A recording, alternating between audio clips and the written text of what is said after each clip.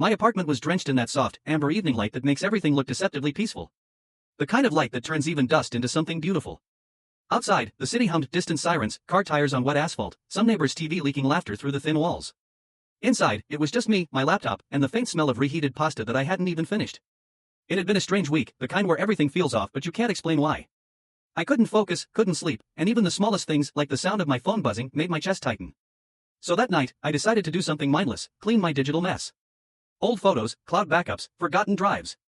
A little digital spring cleaning to quiet my brain. That's when I found it. A folder buried deep in my external drive, labeled simply, Laura_cloud_backup. The name hit me like static, sharp and sudden. It had been over a year since we broke up, yet somehow, her ghost lived on in my hard drive. My first instinct was to ignore it. Some things are better left untouched. But then again, curiosity is a terrible thing. The folder required a login. My stomach tightened. For a moment, I hovered over the password field, fingers trembling slightly. Out of habit, or maybe intuition, I typed her old password. The one she used for everything, our streaming account, her Spotify, even the Wi-Fi at her place. It worked. For a few seconds, I just sat there, staring at the screen, frozen. The laptop fan whirred louder, the cursor blinked, and then the account opened like a forgotten attic door creaking under its own memories. Photos. Hundreds of them. Maybe thousands. The familiar ones first, vacations, silly mirror selfies, blurry pictures of us laughing over cheap diner food. Each one pulled me somewhere between warmth and nausea. It was like watching someone else's life that used to be mine. Then I noticed something strange. Hidden among the albums was one folder with no name. Just a blank gray icon. No preview, no date. I clicked it once. Nothing. Clicked again. And then it opened. The thumbnails were darker. Different. At first glance, I thought they were just screenshots or random clips. But as I scrolled, something inside me shifted. The titles were cryptic, fragments like private_session_final.mp4, img_0407_secret.jpg, night_drive_edited.movie.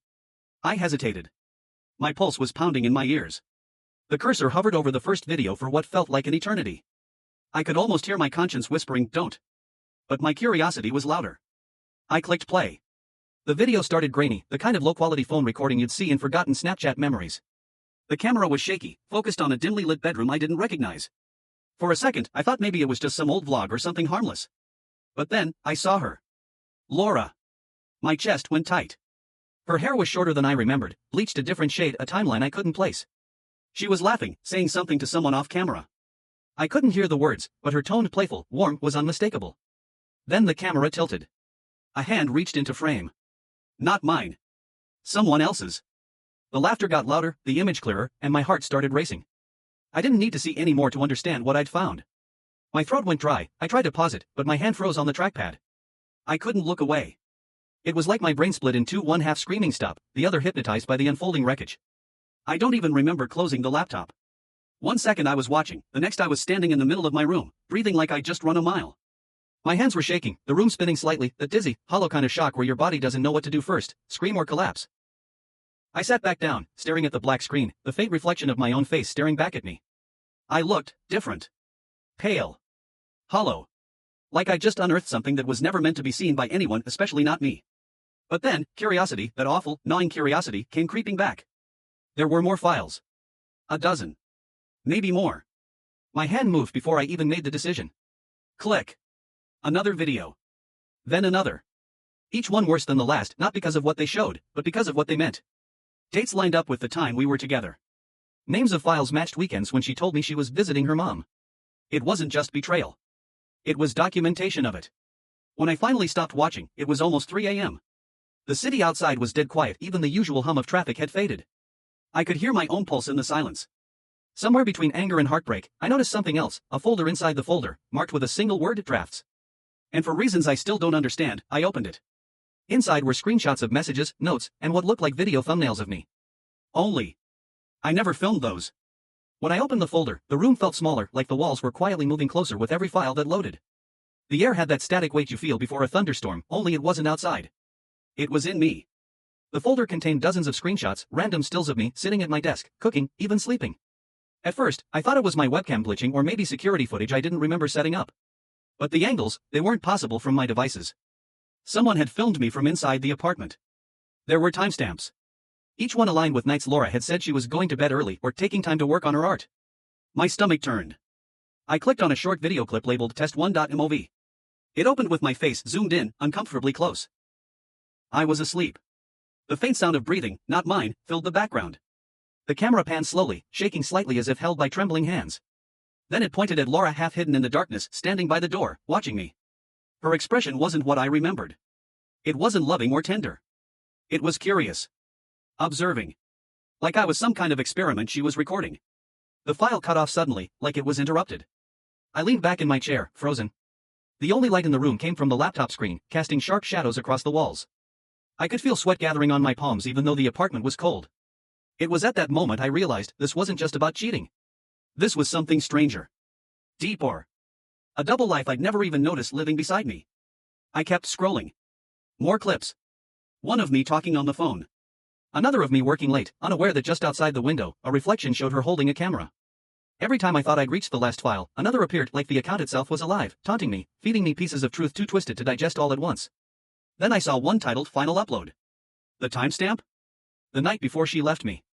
I hovered over it for almost a full minute. My brain begged me not to open it. But my hand, traitorous, stubborn, double-clicked. The screen went black for a moment, then flickered to life. It started with a view of our living room. The same couch I was sitting on right now. The same dim lamp in the corner. Then the camera shifted. It wasn't recording the room.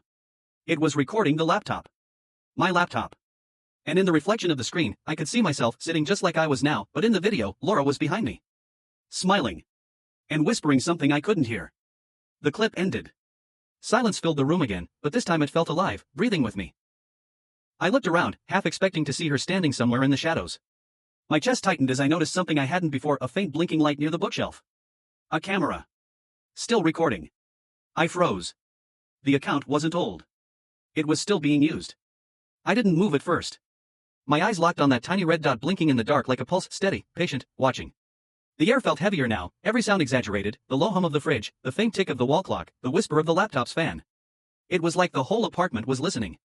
Slowly, I stood up. My heartbeat was loud enough to drown everything else. I stepped toward the bookshelf, each creak of the floorboards cutting through the silence. The blinking light reflected faintly on the glass of a picture frame, one of me and Laura, smiling at some long-forgotten vacation spot. The closer I got, the more I could tell this wasn't a cheap webcam. It was newer. Clean.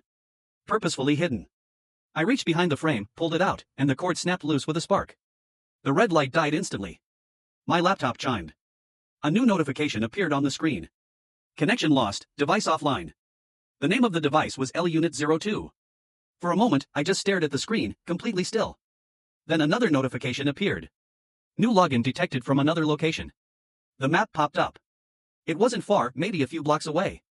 My chest tightened as I watched the icon move, like someone walking, slowly. I closed the laptop, grabbed my keys, and stood in the middle of the room trying to convince myself not to do what I was already doing. But the truth was, I needed to know. Needed to see. The night outside was cold, the kind that bites your face and numbs your fingers even through your pockets. Streetlights flickered weakly, and the city seemed too quiet for its size. My breath turned into clouds as I followed the address. It led me to an apartment building I recognized, Laura's old place. The one she claimed she'd moved out of months ago. The windows were dark except one on the top floor, faintly glowing blue. I climbed the stairs, each one creaking under my shoes. The door to her old unit was slightly open. My pulse hammered in my ears as I nudged it wider. Inside, the air smelled like dust and something faintly metallic, like old electronics. The room was nearly empty except for a table, a laptop, and another camera facing the doorway. Her laptop.